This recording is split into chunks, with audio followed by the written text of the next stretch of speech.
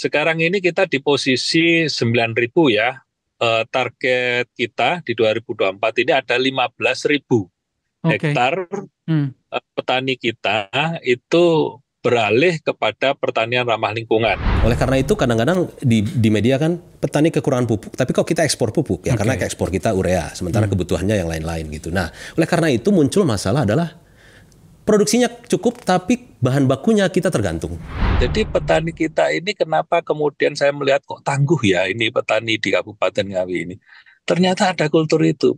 Petani itu mulia Pak Bupati karena bisa memberikan makanan bagi orang lain dengan usahanya, jerih payahnya dan seterusnya.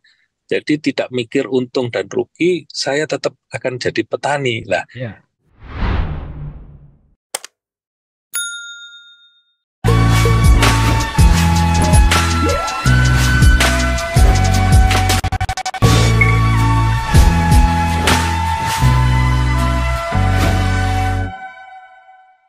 Akbar Faisal Uncensored tidak melulu berbicara tentang politik ansih.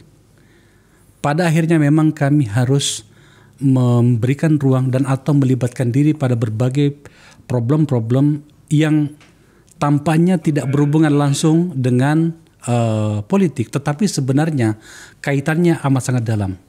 Apa yang saya maksud adalah pada banyak peristiwa hal-hal yang berhubungan dengan pangan, terkhusus lagi soal ketersediaan beras itu menjadi isu utama yang tidak habis-habis dibahas oleh para politisi. Maka kemudian ketika isu tentang pangan itu menjadi mengemuka pada berbagai peristiwa politik sangat penting, terkhusus sekali pada saat debat capres, maka kemudian kami menyadari bahwa tampaknya kami juga harus melibatkan diri untuk sedikit tahu tentang apa yang menyangkut dengan dunia pangan kita. Untuk itu, Nagara Institute, lembaga saya bersama teman-teman di sini, itu membuat rangkaian riset sejak dari 1 tahun lebih yang lalu. Riset pertama adalah ini, tantangan dan arah kebijakan pangan untuk Indonesia Emas. Kami membahas dengan sangat detail di sini tentang segala hal yang berbau pangan. Kesimpulan dari riset ini yang pertama ini sudah kami tayangkan pada podcast ini juga, bahwa tampaknya ada banyak yang harus dilakukan atau kita lakukan tepatnya agar kemudian problem pangan kita itu tidak selalu mendatangi kita, terutama pada masa-masa yang krusial. Riset kedua yang baru saja selesai dan sebenarnya tayangan ini adalah semacam pengumuman dan atau launching dari hasil riset kami yang kedua ini, yang berhubungan dengan yang pertama adalah peran industri input pertanian. Terkhusus lagi kami membahas di sini hal yang sangat banyak menyangkut dengan ketersediaan pupuk. Sebab pupuk juga tampaknya itu juga pada saat debat yang kemarin itu banyak menimbulkan perdebatan. Ini bukunya, Anda bisa membaca di website kami tentang hasilnya.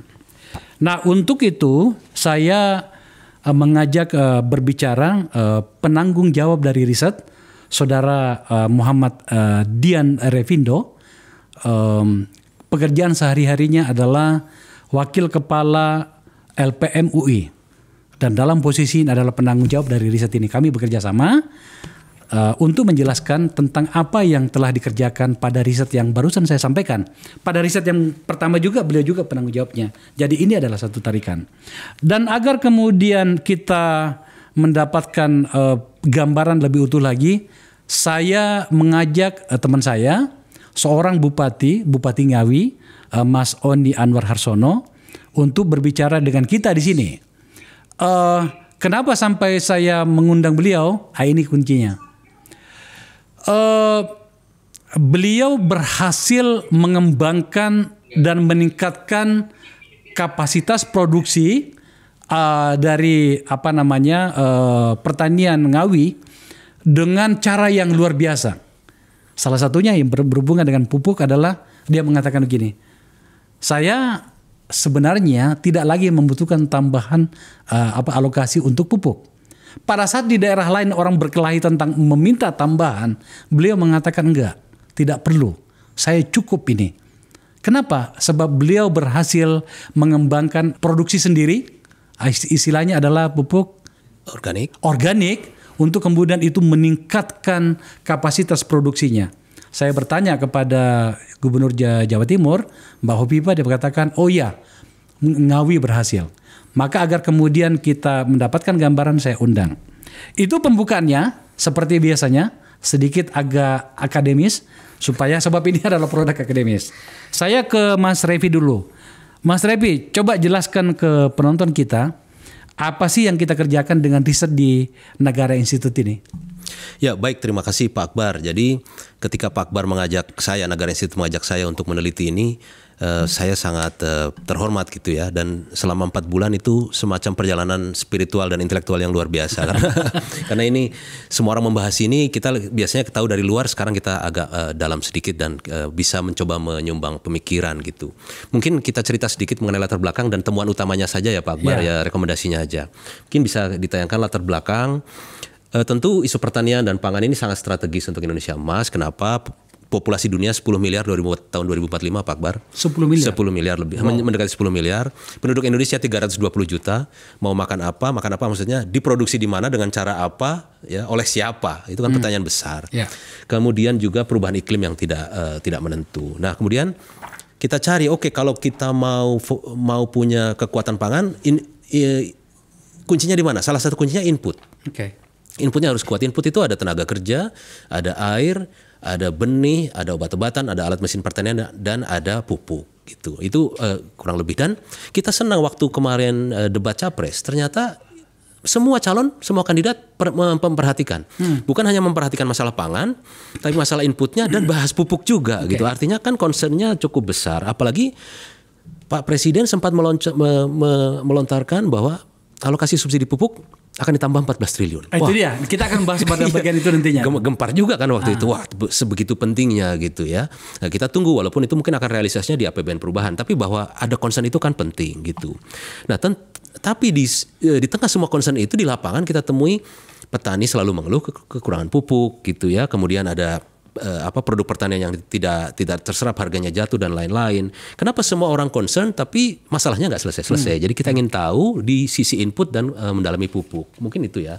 Berikutnya mungkin, nah ini desain kita Pak Akbar, kita sama-sama ya, kita menggali masukan dari pemangku kepentingan, termasuk di situ pengusaha, petani, semua pemerintah daerah di 4 kota ya, di Bandung, Semarang, Surabaya, dan Jakarta. Dan kita juga turun lapangan ke Kerawang, karena Kerawang itu salah satu lumbung beras nasional gitu.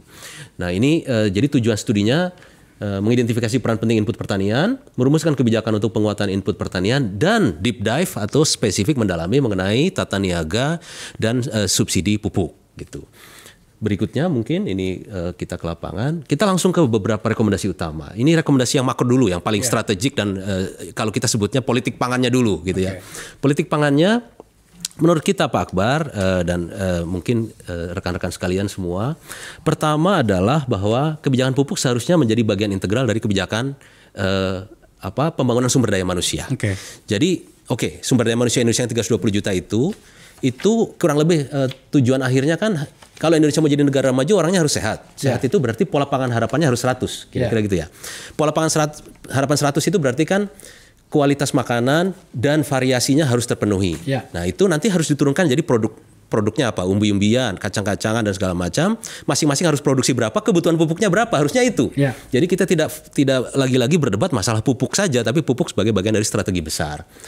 Nah kemudian kedua, kalau saya tidak salah ini Undang-Undang Pangan ya tahun 2012 itu bicara bukan hanya ketahanan pangan tapi kemandirian dan kedaulatan. Tapi sekarang narasi yang keluar selalu ketahanan. Ini yang kita concern. Kenapa? Kalau ketahanan pangan itu ujungnya nanti beras murah, pangan murah. Sehingga petani dipaksa menyubsidi konsumen. Nah, kita inginnya, kalau kita mendalami ini Pak Akbar, kita inginnya tuh kebijakan pertanian harus dipisah dengan kebijakan pelindungan sosial. Jadi petani itu tugasnya memproduksi pangan dengan kualitas yang baik, dengan jumlah yang cukup, dan harus mampu melanjutkan usaha pertaniannya ke anak cucunya. Nah, urusan bahwa ada orang yang tidak mampu membeli pangan itu jangan dibebankan ke petani, tapi itulah fungsinya BNPT, bantuan pangan non tunai, BPNT maksudnya bantuan pangan non tunai, itulah fungsinya Kemensos, fungsinya program keluarga harapan. Jadi jangan dicampur, jangan dibebankan ke petani. Itu akan salah satu langkah yang menurut kami paling penting dari sisi politik pangannya.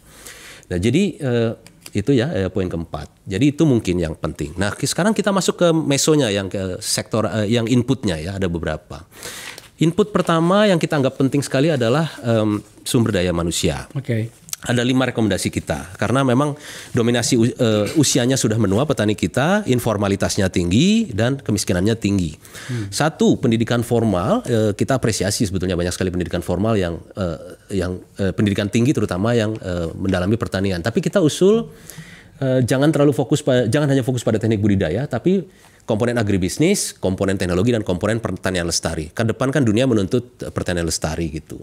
Kedua, petani harus betul-betul mindsetnya berkelompok, tapi berkelompoknya bukan horizontal versi sosialisme gitu. Kalau versi sosialisme petani berkumpul dengan petani, lawannya pemilik lahan gitu kan. Sekarang nggak gitu. Sekarang harusnya petani berkelompoknya dengan yang punya truk, dengan yang toko benih, itu harus jadi satu organisasi gitu.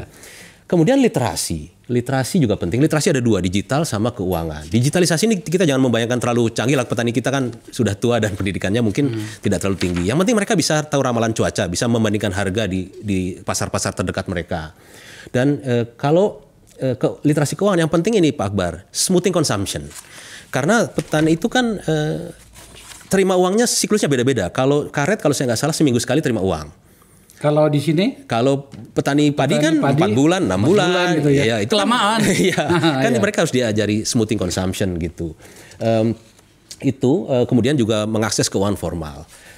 Kemudian partisipasi usia muda ini penting ya, kita tidak terlalu utopis juga, kita minta anak muda untuk berpanas-panas, berpeluh-peluh, bermandi lumpur. Mungkin tidak ke situ loncatnya, tapi mungkin mereka bisa terjun ke sektor jasa pendukung pertanian seperti pergudangan, agregator komoditas, transportasi, teknologi penyewaan drone dan lain-lain lah ya. Atau mereka bisa diarahkan ke pertanian organik atau pemetaan lahan gitu.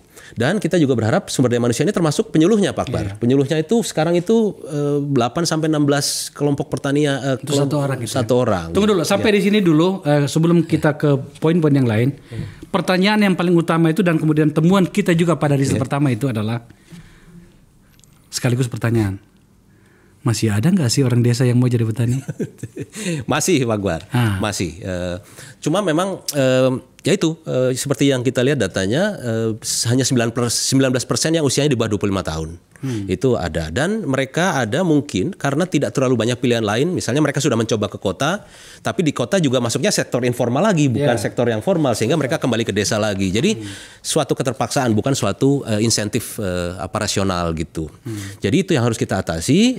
Idealnya memang mekanisme pasarnya insentif harga produknya yang harus baik. Ya, tapi kalau itu pemerintah belum sanggup, belum betul-betul mau melepas kebijakan sosialnya dengan beras murahnya, oke. Tapi anak mudanya didorong ke sektor pendukung pertanian. Gitu. Oke, kita lanjut ke lahan produktif ya. Ya, baik. Lahan ya Pak Akbar. Temuan kita ini bukan pendapat saya. Kita temukan gitu. Jadi memang masih banyak Pemda yang belum memiliki data spasial untuk kawasan pertanian pangan berkelanjutan. Artinya ada lahan yang tidak boleh diutak-atik, tidak boleh jadi klaster perumahan. Yang berbahayanya adalah ketika terutama pada saat namanya pilkada itu ditransaksikan gitu ya, untuk pemenangan dan kemudian itu berubah perencanaannya dari menjadi kawasan perumahan kayak gitu ya. Itu yang membuat semakin lahan. Saya mau sampaikan juga pada riset yang pertama, pemirsa, kami menemukan terutama di Jawa Barat, tingkat lahan semakin sempit, sedikit, dan kemudian juga jumlah petani, terutama di masyarakat itu semakin mengecil. Itu temuan, dan bahkan ini menjadi temuan pada 2 riset. Saya ingin mengatakan pada bagian ini sebelum saya lanjut ke Mas Revi bahwa tampaknya memang ada banyak yang harus kita lakukan menyangkut dengan dunia pertanian kita ya. Iya. Betul Pak Akbar. Lanjut ya Pak Akbar ya. Jadi salah satu kuncinya adalah pada rencana tata ruang dan wilayah itu memang harus dipaksa Pemda itu menetapkan lahan pertanian pangan berkelanjutan. Walaupun ini tetap tiap 5 tahun bisa dirubah lagi sesuai politik ya, tapi paling tidak selama 5 tahun itu aman gitu. Itu yang paling penting. Kemudian kalau ada orang punya lahan begitu besar tidak dimanfaatkan, boleh dong dia izin mengelolanya, paling tidak itu diberikan kepada petani gitu, kepada warga setempat untuk mengelola itu. Ya, kemudian pembagian sertifikat lahan yang dilakukan pemerintah yang sangat baik itu harus dibarengi dengan literasi keuangan supaya tidak segera dijual, karena begitu jadi sertifikatnya harganya mahal gitu. Itu mungkin. Berikutnya mungkin ya itu temuan utamanya. Kemudian pengairan ini kita apresiasi ya, Kemen PUPR membangun luar biasa gitu. Banyak, ini temuan kita ada 36 bendungan baru, ribuan embung, dan 1,1 juta hektar jaringan irigasi. Tapi ya kita beberapa studi dan temuan BPK bahwa banyak yang belum terintegrasi sampai ke petak sawah atau tersiernya belum nyambung. Kemudian banyak yang kondisinya rusak.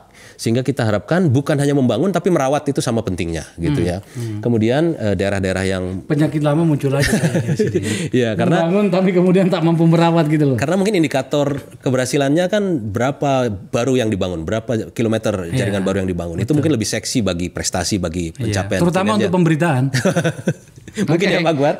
Kemudian daerah yang sulit air itu bisa sumber dalam. Kemudian harus tersambung antara jaringan dari waduknya sampai ke sawahnya. Dan yang terakhir, memang petaninya pun harus kita kritik Pak Akbar. Ya, harus hemat air juga karena negara lain sudah mulai smart irrigation, drip irrigation, dan penampungan air hujan. Jadi petani pun harus berubah, bukan hanya kita nyalahkan pemerintah, gitu semua harus berubah.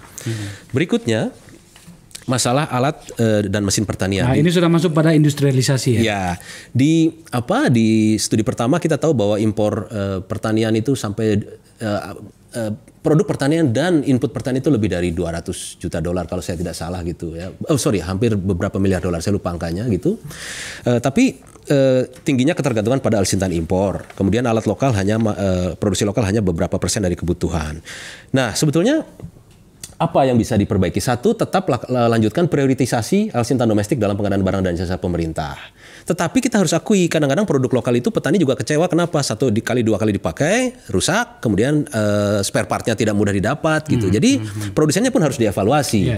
Kemudian harus cocok dengan situasi kondisi sosial dan alam setempat. Misalnya lahannya sempit-sempit, adanya di perbukitan, dikasihnya traktor yang besar, misalnya kan tidak cocok gitu. Dan terakhir yang paling penting nih Pak Akbar. Kan kalau dibagikan alat pertanian itu kan aset negara. Jadi di desa itu kadang-kadang bingung mengelolanya gitu. Ini seperti apa? Aset negara kan tidak bisa sembarangan. Akibatnya kadang-kadang dibiarkan aja, kita lihat gambarnya itu. Tapi kalau dia dikelola secara bisnis, BUMDes boleh sewakan hasil sewanya untuk memelihara alat dan untuk membeli bahan bakar dan sebagainya. Itu mungkin malah bisa lebih jalan. Gitu. Artinya kita masih bermasalah dalam hal bagaimana memanage aset ini ya. Iya, betul. Sebenarnya begini loh Pak Revi. Beberapa petani yang kita temui di lapangan itu sebenarnya bahkan khawatirnya pada situasi yang lebih jauh. Apa itu? Hukum. Iya. Kriminalisasi. Yes, betul. Untuk sesuatu yang mereka tidak paham itu mereka bisa kena pidana. Betul. Itu yang kita temukan gitu ya. Ya betul. Ya, jadi penting sekali aset ini dikelola oleh satu lembaga yang diakui pemerintah, yaitu BUMDes, koperasi gitu misalnya ya. Itu yang input secara umum. Sekarang kita mungkin deep dive mendalami sedikit yang ke pupuk.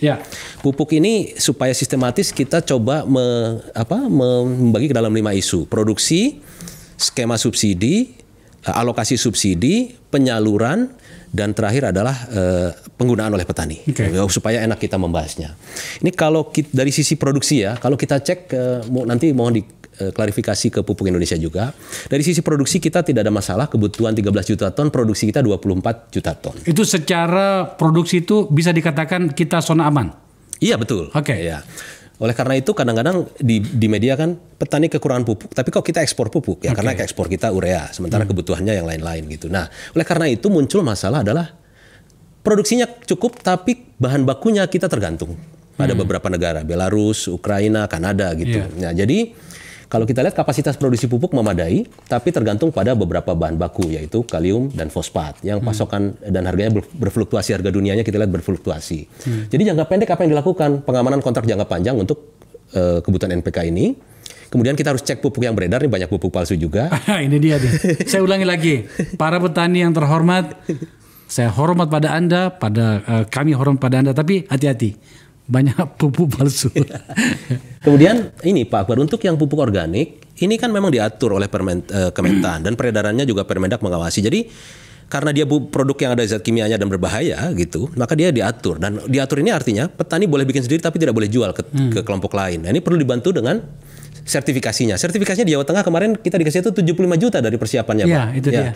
Jadi itu nggak mungkin petani sendiri. Supaya mereka bisa produksi, tersertifikasi dan bisa menjual ke kelompok lain, itu harus dibantu.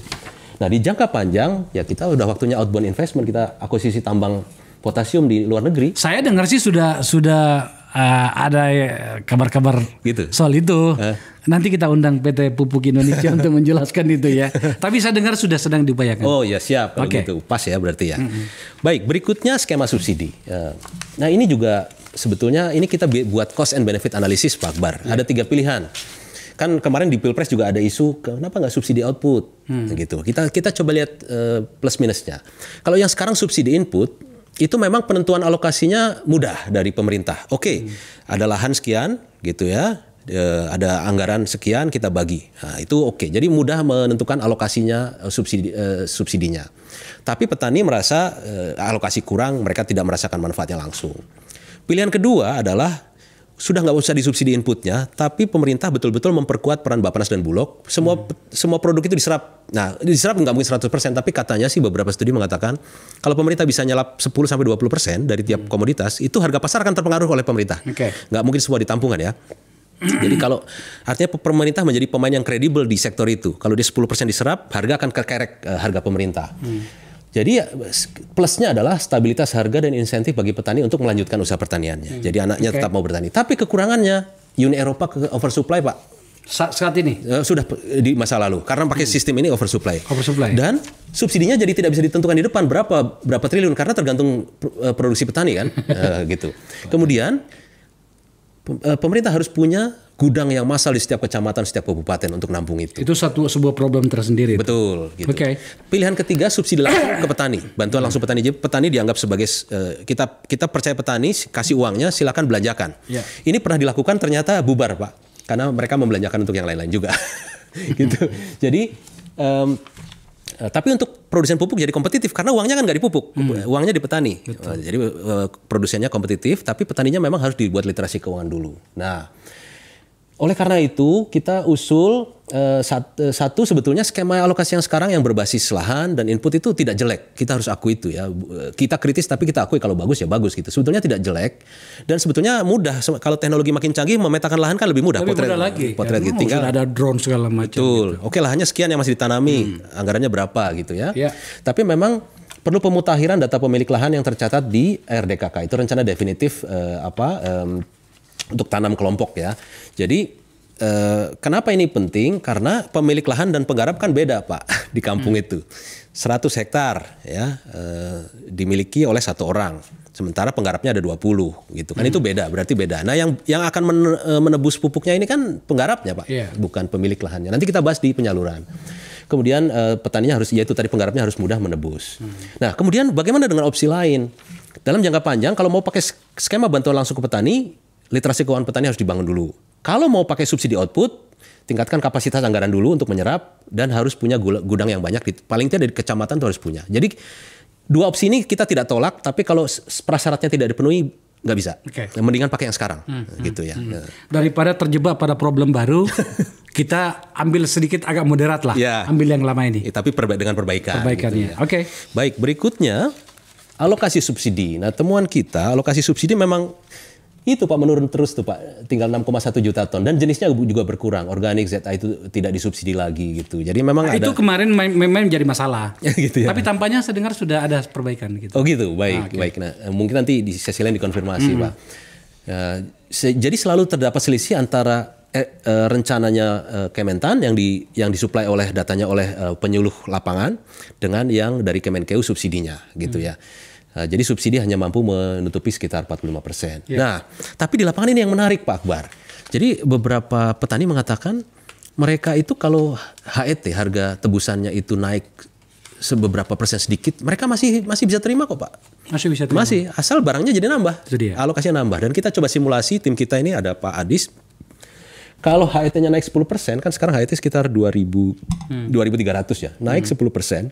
Itu dengan subsidi yang sekarang itu urea bisa nambah 4,33%, NPK bisa nambah 25%. Maksudnya alokasi untuk petani.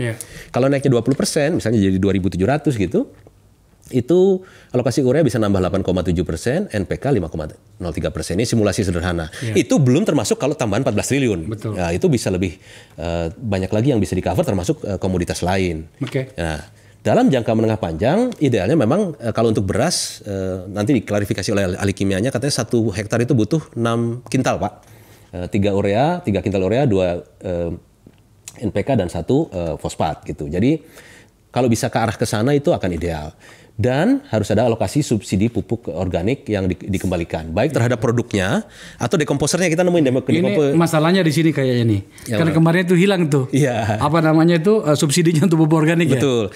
Nah, subsidi pupuk organik bisa ke produknya, bisa ke dekomposernya. Jadi petani punya jerami atau apa dikasih dekomposer nanti jadi pupuk gitu ya. Atau ke sertifikasinya. Jadi pilihannya banyak, nanti tergantung masing-masing wilayah. Iya. Ini alokasinya. Nah, sekarang penyalurannya. Penyalurannya juga seru nih. Sebetulnya saya pikir sistem yang dibangun udah keren gitu ya. Jadi dari penyuluh lapangan masuk input kebutuhan lahan dan siapa penebusnya ke RDKK. Kemudian di kiosnya itu Pupuk Indonesianya sudah punya aplikasi namanya iPuber yang mengontrol subsidinya per petani gitu. Jadi keren sebetulnya. Nah, cuma permasalahannya petani penggarap, petani berusia tua atau berlokasi jauh dari kios, kan kita membayangkan desa itu dekat-dekat Pak. Padahal kalau di daerah itu desa ke kota kecamatan itu bisa bisa 10 kilo gitu ya. Itu kan umumnya menggunakan surat kuasa untuk penebusan. Nah, syarat surat kuasa itu diatur oleh Kep Dirjen Kementan itu harus tanda tangan kepala desa Pak Akbar. Nah, kepala desa ini di kampung juga nggak mudah dimintai tanda tangan dan kadang-kadang ada biayanya juga gitu kan. Nah, itu terus kemasan 50 kilo dominan di desa, di kios maksud saya. Padahal petani itu nebusnya kadang-kadang nggak sekaligus Pak. Pertama tanam dia tebus 30 kilo.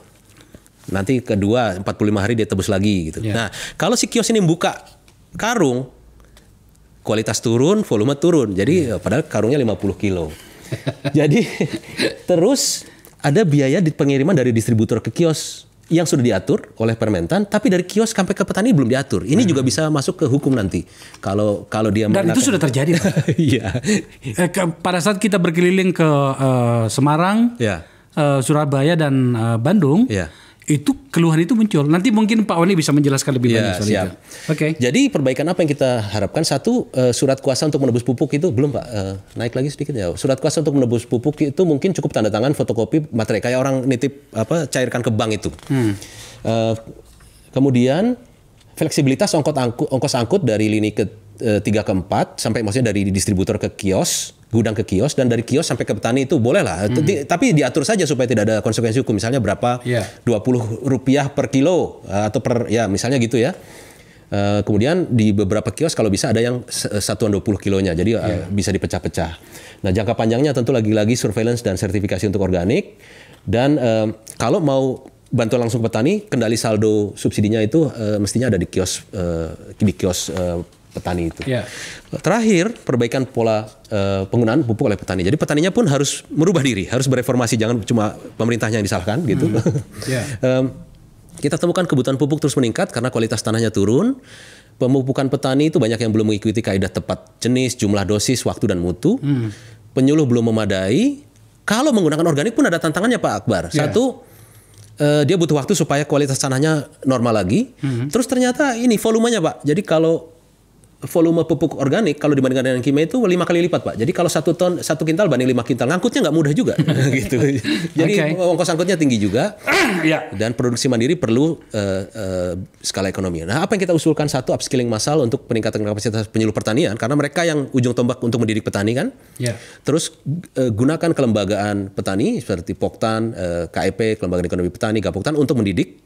Dan ketiga, pengetatan zat-zat lain yang sebetulnya bukan untuk tanah, untuk serangga dan lain-lain, tapi yang juga berpengaruh terhadap kualitas tanah. Ini ada herbisida. Jadi pada bagian ini, pada saat kita di Semarang seorang guru besar dari Undip mengatakan bahwa sebenarnya ada banyak jenis pupuk itu tidak cocok dengan tanah kita. Betul. Artinya kita harus memikirkan entah siapa yang, tentu saja industri pupuk bagaimana kemudian itu disesuaikan dengan zat yang ada di dalam tanah itu. Unsur hara unsur haranya gitu.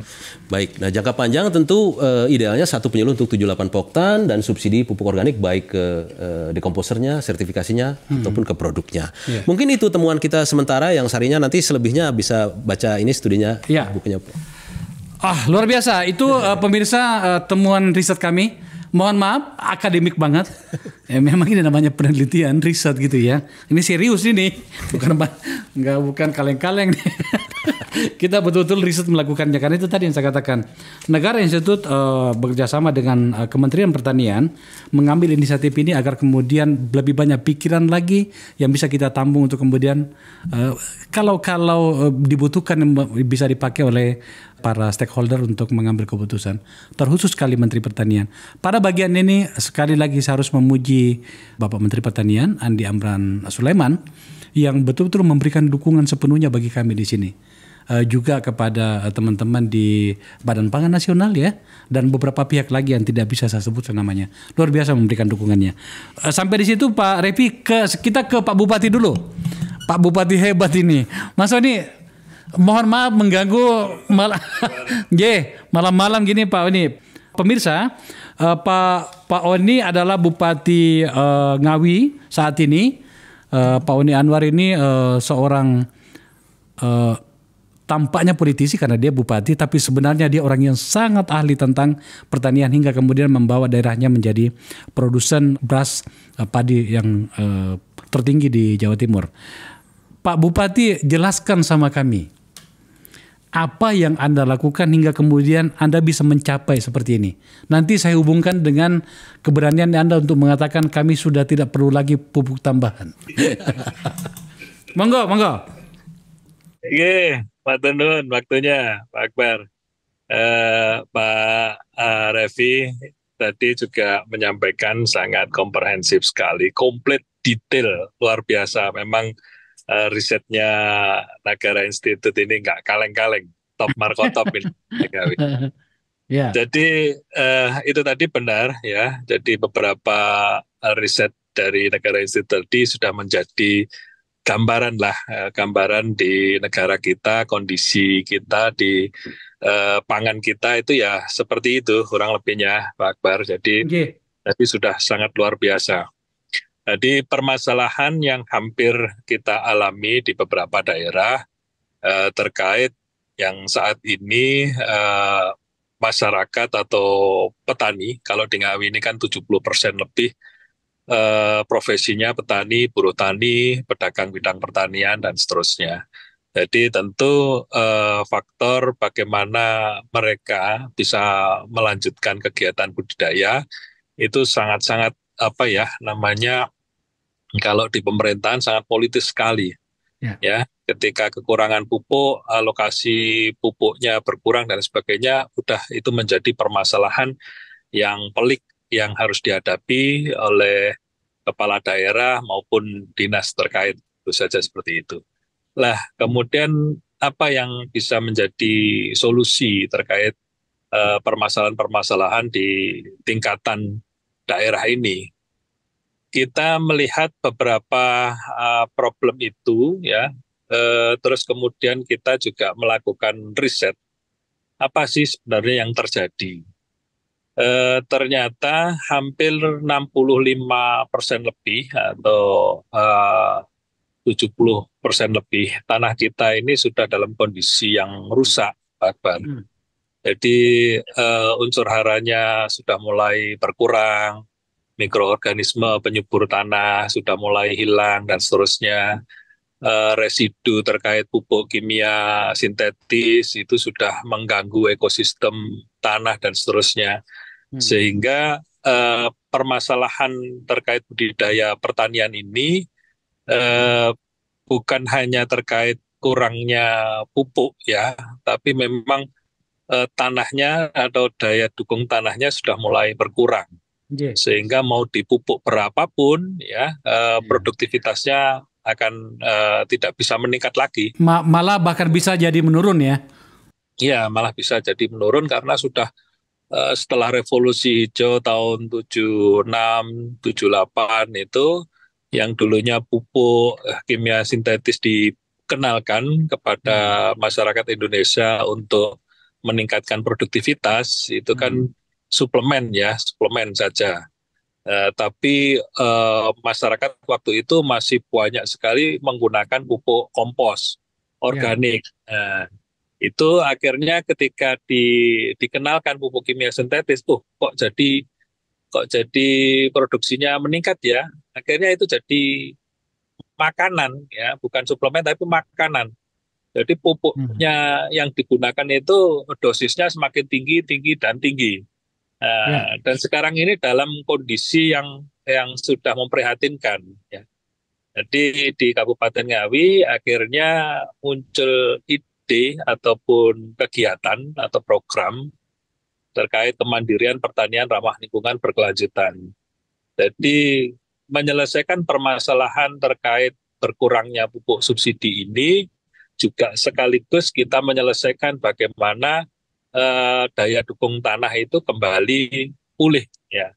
Hmm. Jadi masyarakat atau petani kita itu lewat program kemandirian pertanian ramah lingkungan berkelanjutan itu diberikan wawasan bagaimana dia bisa membuat pupuk pupuk ramah lingkungan secara mandiri ya. Jadi kita alokasikan beberapa kegiatan untuk melakukan pelatihan dan seterusnya.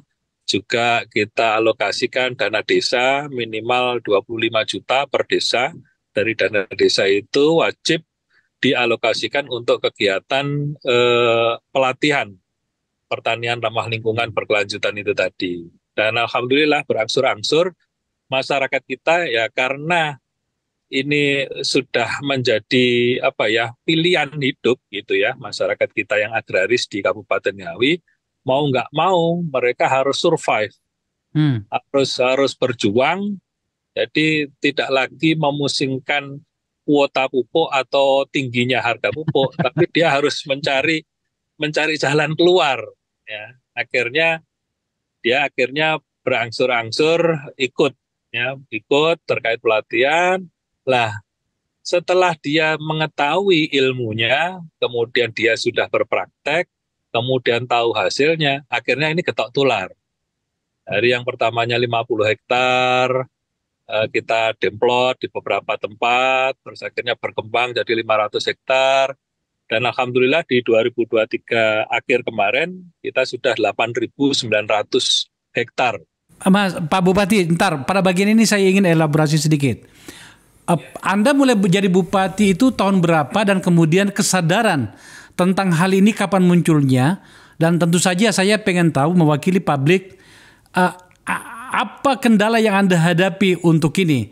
Pada bagian ini sebenarnya gini Pak Bupati, ini sedikit agak nyindir juga sih sebenarnya kepada mereka-mereka yang mau jadi bupati. Kalau mau jadi bupati itu kayak begini loh. Jadi ada jalan keluar, bukan cuma pikiran tentang bagaimana mendapatkan anggaran untuk infrastruktur. Nah Pak Bupati kembali, saya sedikit agak belok tadi. Itu bagaimana ceritanya kok tiba-tiba Anda muncul pikiran untuk melakukan sebuah terobosan seperti ini? Ya, jadi sebenarnya kalau saya secara pribadi, Pak Akbar ya, saya ini menjabat masuk ke dunia politis kan waktu 2010 saya menjadi wakil bupati. Oke. Nah, 2 periode, kadang permasalahan-permasalahan itu muncul hilang karena terkait ketika pupuk ini dikawal benar gitu ya itu Hmm. nanti ya petani dapat pupuk dengan jumlah kuota yang sesuai dengan mereka harapkan, harganya juga sesuai dan seterusnya. Ya. Tapi ketika pengawasan agak sedikit kendor lagi, itu mulai mulai ya kita nggak suudon lah, agak dimainkan gitu. Ini kadang hilang di apa namanya Iya. di lapangan tuh hilang. Kemudian ada beberapa oknum menjual dengan harga tinggi dan seterusnya. Nah, ini kadang muncul timbul gitu. Apa namanya? Ini yang kemudian di 2020 ketika saya menjabat bupati, ini harus ada ini apa yang sekiranya membuat jalan keluarnya ini apa, exitnya ini apa ketika eh, muncul tenggelam ini harus kita kita ambil keputusan Ya. yang kemudian bisa sustain berkelanjutan seperti itu. Ya akhirnya Hmm. muncul kemandirian pertanian ramah lingkungan itu memang nggak populis ya. Kalau di Ya. beberapa tempat APBD itu support kepada tambahan kuota atau tambahan Hmm. subsidi ya.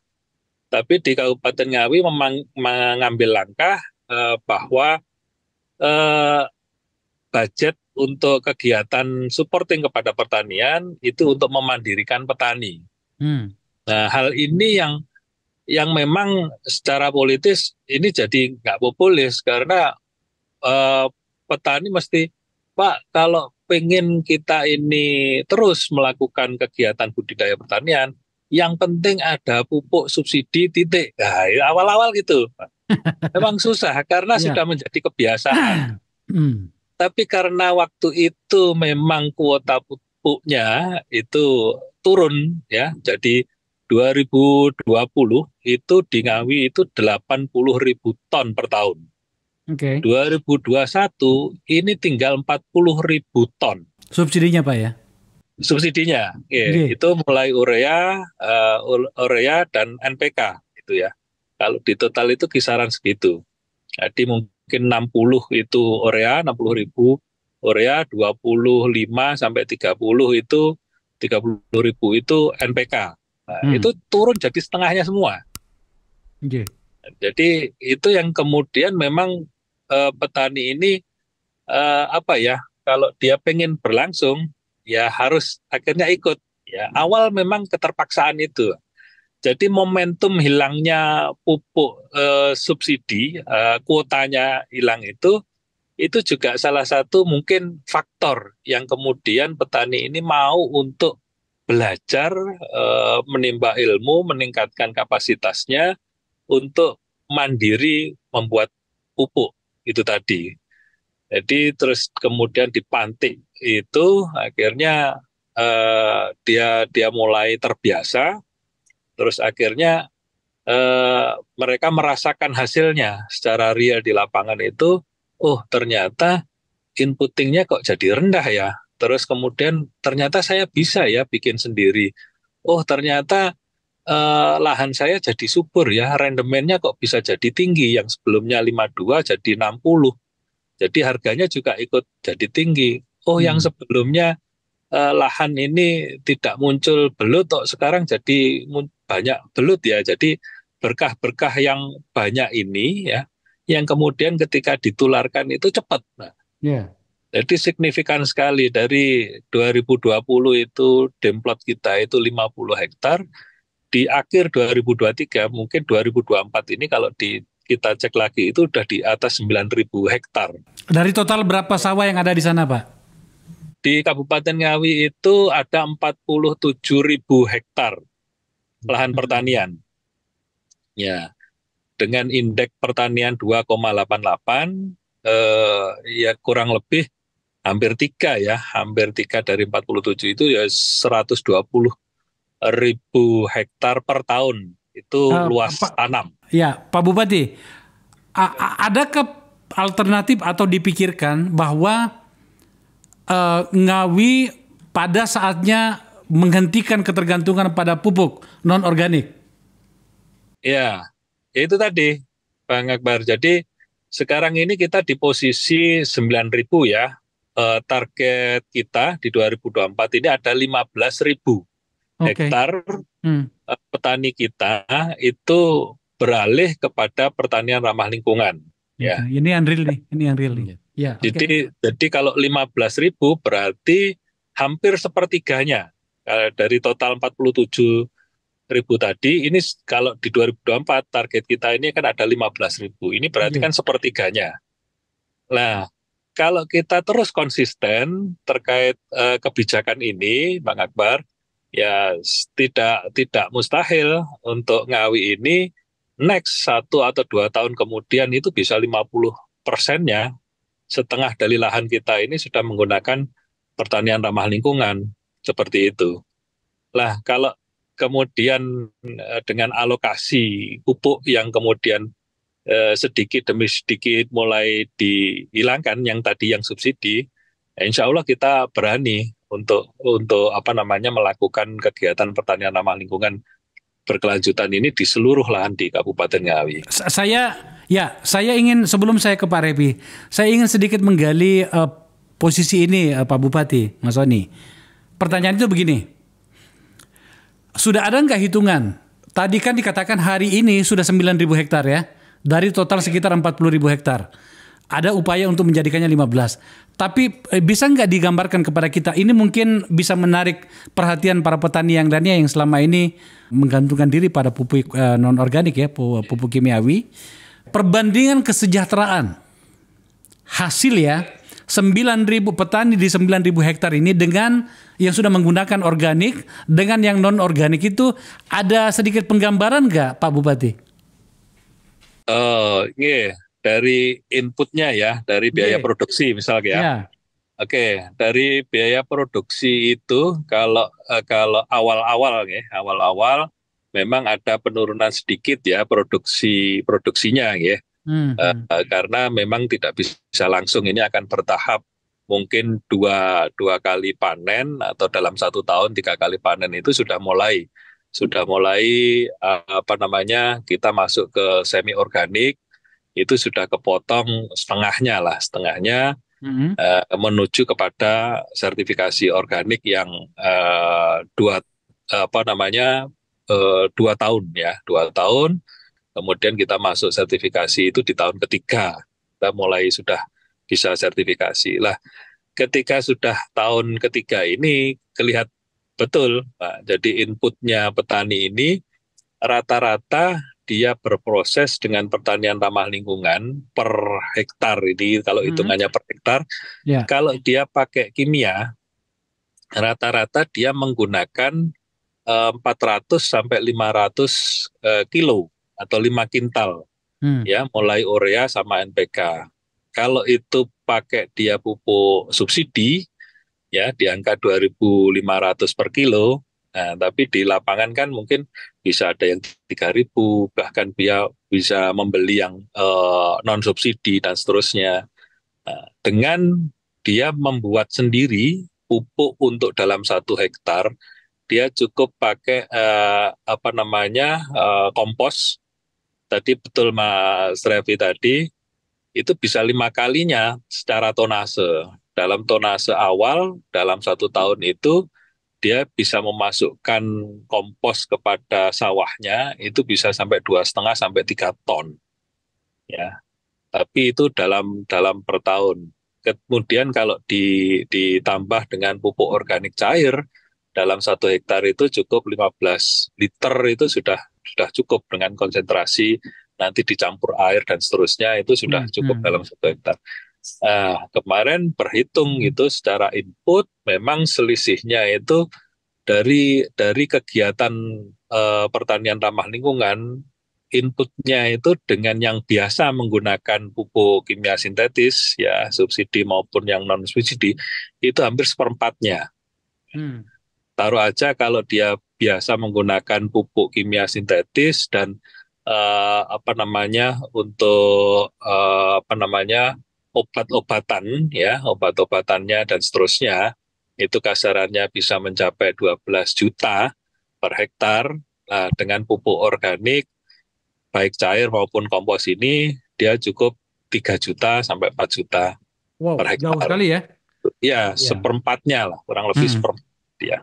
Seperti itu. Luar biasa. Nih, Mas Revi, selain bahwa kita menemukan problem dan berikut tawaran kita dari riset yang kita lakukan ini dalam hal pupuk ya katakanlah, ternyata ada jalan keluar nih dari Pak Bupati nih, dari Pak Oni, yang saya betul-betul ketika saya bertemu dengan Mas Oni dan saya lihat ini bagaimana dia mengelola daerahnya terutama dalam hal pertaniannya, itu betul-betul saya jatuh cinta karena menurut saya ada pikiran dari seorang pemimpin wilayah. Nah, saya kembali ke Pak Revi, bahwa sebenarnya kalau kemudian terintegrasi seluruh pikiran dan tenaga kita, selalu ada jalan keluar ya, termasuk dalam hal produksi pupuk ini. Pada situasi yang terjadi pada Ngawi, ada nggak peluang itu kita lakukan juga pada daerah yang lain, Mas Revi? Baik, pertama Pak Akbar, kita harus ke Ngawi dulu, nginep bang seminggu ya, untuk keliling kita lihat. Jadi nanti kita cerita lebih mantap lagi gitu ya Pak Oni ya, nanti kita main ya. Tapi begini, tadi saya mau menggarisbawahi beberapa yang bisa kita ambil untuk kita replikasi gitu ya, dan kita perluas. Pertama adalah ada trade off di jangka pendek. Mungkin 3-4 tahun itu kalau pakai full organik, produktivitasnya tidak akan setinggi kalau kimia karena sudah kebiasaan. Oleh karena itu, mungkin kalau kita konsisten, kita punya rencana yang baik di pemerintahan baru ini, betul-betul ingin ingin seperti Ngawi gitu. Itu 2029 kita pastikan kita akan mengikuti seperti Ngawi. Jadi kita perlu waktu. Nah, best practice-nya kalau untuk yang organik ini kan Austria, seperti yang dilakukan oleh Pak Oni ini kan mirip dengan Austria punya. Nah, masalahnya adalah di makronya, di nasional targetnya tetap produksi beras harus 31 juta ton. Kalau itu diturunkan ke daerah, jadinya pasti pupuk kimia pasti gitu loh. Jadi dipaksa oleh situasi. Betul. Oke. Kalau targetnya seperti itu, pasti ke bawahnya akan pupuk kimia. Tapi kalau targetnya sekitar 30 juta ton beras, plus minus nggak apa-apa, tapi harus ada indikator keberhasilan lain, yaitu berapa transisinya untuk bisa ke pertanian lestari. Jadi itu dua indikator itu harus jadi indikator keberhasilan pemerintah daerah. Baru dia merasa dia bisa pamer, produksi saya sekian, tapi kita juga transformasi sekian. Kalau targetnya hanya jumlah tonase, pasti akan seperti itu. Nah, itu pertama catatan kita. Kedua adalah di Indonesia kan paternalistik, orang mencontoh yang berhasil. Tadi Pak Bupati kan mulai dari beberapa hektar yang tidak ditarget memang. Tapi untuk memberi contoh kepada masyarakat, lihat kalau Anda masih tergantung pupuk kimia, subsidinya berkurang, problemnya Anda hadapi sendiri. Ini yang contoh yang berhasil, dan itu perlu waktu. Jadi memang perlu ada beberapa istilahnya demplot atau wilayah atau lahan yang memang untuk percontohan, dan supaya masyarakat bukan hanya diberikan verbal tapi diberi contoh. Itu berikutnya. Lalu berikutnya lagi adalah juga begini, sebetulnya pupuk kalau kita bicara dengan stakeholder, pupuk kimia itu tidak kita nggak harus anti 100% juga. Tapi itu biasanya hanya untuk tanah yang memang kualitasnya tidak terlalu baik. Kan tidak semua tanah kualitasnya rata. Kalau yang kurang baik lah dengan dengan tambahan itu. Jadi sifatnya suplemen. Nah, kembali ke tadi, kalau mau berhasil dari nasionalnya targetnya bukan hanya kuantitas produksi beras, tapi adalah transisi menuju pertanian lestari. Sehingga kalau kita punya rencana besar itu, kalaupun kita ngimpor sedikit-sedikit, kita tahu tujuannya ngimpor itu ada politik besar di balik impor itu 3 tahun, karena kita sedang menuju pertanian lestari, bukan impornya karena kita kelabakan mendadak kekurangan, bukan itu, tapi impor adalah satu strategi untuk menuju yang berkelanjutan itu. Gitu. Jadi kita tahu ada rencana besar, kita bisa memaklumi itu gitu. Belum lagi sebenarnya ada poin yang tampaknya tidak terlalu banyak orang yang mau membicarakannya adalah kita menyelamatkan lahan kita menyelamatkan kualitas tanah, di mana itu berhubungan dengan sejarah manusia kita, anak-anak kita. Masih jarang yang membicarakan itu. Saya tadi Pak Oni itu menjelaskan itu, saya membayangkan sebenarnya Pak Oni ini pahlawan loh, menyelamatkan kualitas tanah di situ. Kan kita ini kan akan mati nantinya. Terus anak-anak kita kalau semakin hancur lahannya, bagaimana dong? Nah, ini poin-poin yang kayaknya perlu kita tetap bicarakan, Pak Repi. Masih ada yang mau ditambahkan? Ya, saya ingat waktu zaman kuliah, saya kuliah 6 tahun lebih, Pak Akbar. Jadi tapi nggak banyak yang nyangkut di saya. Tapi ada satu bukunya Bung Hatta yang saya nyangkut betul. Bung Hatta menulis bahwa tanah itu seharusnya bukan menjadi komoditas, dia jadi faktor produksi. Nah, kalau kita bisa menyelamatkan lahan, kualitasnya baik, tidak dijadikan perumahan, tidak dijadikan yang lain, artinya dia tetap jadi faktor produksi. Betul. Tapi begitu dia jadi petak-petak yang diperjualbelikan dengan logika properti, maka dia jadi komoditas. Nah, itu sebetulnya Bung Hatta udah memikirkan itu dari lama. Dan Pak Oni ini saya pikir perlu kita replikasi untuk mewujudkan mimpi itu. Itu dia, makanya saya mengundang Mas Oni itu sekaligus untuk ngompor-ngomporin nih, ini orang-orang mau jadi bupati. Ya, kalau mau berpikir jadi bupati, mbok yang punya terobosan dikit, ini contohnya ini sahabat saya ini gitu loh. Mas Oni, kita sampai pada ujung diskusi kita. Problem dari pertanian kita ini selain yang kita sudah bicarakan tadi itu adalah semakin terbatasnya anak-anak kita, orang-orang muda kita yang mau jadi petani. Pada kasus di daerah Anda, dengan melihat keberhasilan dan peluang untuk memperbaiki kualitas tanah dan seterusnya, adakah kesadaran dari kaum muda Anda untuk mengatakan gini, ternyata kita tahu jangan menghindari pertanian dan kita kembali ke sawah, sebab ini ternyata masa depan? Ya, kalau menurut data memang sekarang ini usia petani kita 40 sampai 70 tahun ini 60% lebih bahkan. Jadi di usia antara 25 sampai 40 ini hanya sekitaran 20%-an, lainnya di bawah itu. Terus milenial yang masuk kepada dunia pertanian itu cukup sedikit. Acara berapa kemarin kita berhitung itu antara 8 sampai 12% milenial yang kemudian mau masuk kepada dunia pertanian. Dan yang tadi, yang 65% tadi, Pak Akbar, itu lulusannya maksimal SMP. Ya. Jadi antara 40 sampai 70 itu lulusannya maksimal itu SMP. Jadi wawasan kemudian untuk diajak berpikir terkait pertanian yang lebih detail kepada teknis itu tentu saja akan berbeda kalau kita menerapkan kepada orang yang mungkin lulusannya lebih tinggi SMA maupun sarjana. Itu tantangan kita seperti itu. Dan anak-anak milenial kita ini kalau di Kabupaten Ngawi ini cukup banyak ya, cukup. Kemarin di SK-kan di Kementerian Pertanian itu ada kurang lebih 500 anak-anak milenial yang mau terjun kepada dunia pertanian. Mereka kita tanya, apa sih yang sebenarnya kamu ini tertarik ke pertanian? Pertanian ini ke depannya, Pak Bupati, ini sebagai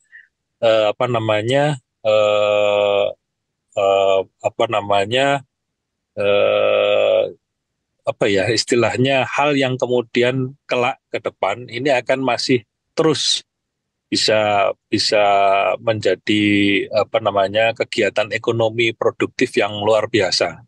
Orientasinya anak-anak muda ini profit. Ya, jadi ini profit. Lah, ketika ini ditambah, jadi kalau orang tua itu kenapa di pertanian? Karena memang ilmunya di situ, nggak ada ilmu yang lain, nggak ada keterpaksaan. Jadi kalau di Ngawi itu kita pilah beberapa, karena dia terpaksa, bisanya punya ilmu di pertanian. Ada yang kemudian masuk di pertanian karena dia meyakini bahwa kegiatan ekonomi produktif di pertanian itu menjanjikan, berarti orientasinya profit. Dan yang ketiga itu kultur. Jadi kultur agraris, orang menjadi petani itu hal yang menurut dia itu suatu pekerjaan yang mulia.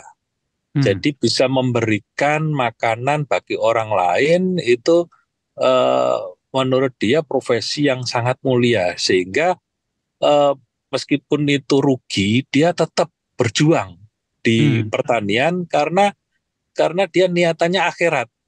Saya akan mendapatkan suatu pahala yang baik di akhirat. Nah, ini yang kemudian saya temukan di Kabupaten Ngawi. Lah, ke depan ya, kalau untuk kita melegasi suatu yang baik kepada anak-anak kita, generasi penerus kita. Satu, memang bagaimana nantinya pertanian ini kemudian termodernisasi ya, kemudian menjadi smart farming. Dan bisa menghasilkan keuntungan yang bagus gitu ya.